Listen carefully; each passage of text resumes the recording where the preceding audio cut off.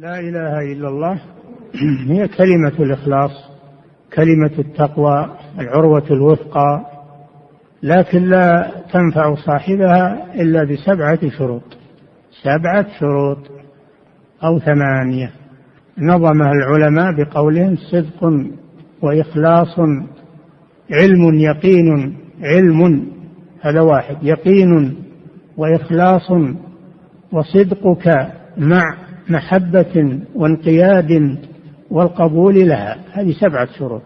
وزيد ثامنها والكفران منك بما سوى الإله من الأشياء قد أولها.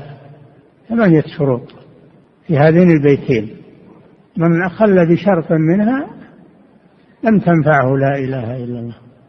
علم يقين وإخلاص وصدقك مع محبة وانقياد والقبول لها. والثامن الكفران بما عبد من دون الله عز وجل. هذه 8 شروط لا بد أن تتحقق في من قال لا إله إلا الله، فليست حروفا تقال باللسان فقط. لا إله إلا الله لها أركان ولها شروط. أركانها ركنان: النفي والإثبات. ركنان: النفي والإثبات، فلا ينفع النفي بدون إثبات ولا ينفع الإثبات بدون نفي.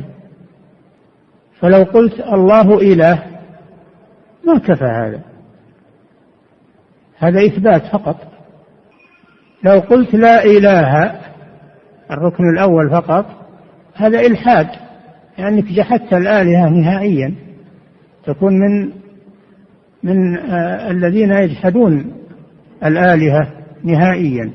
لا إله يعني ما في الكون إله، لو اقتصرت على النفي. ولو اقتصرت على الإثبات ما يكفي، فلو قلت الله إله ما كفى هذا، لا بد أن تأتي بالنفي والإثبات. لا إله إلا الله.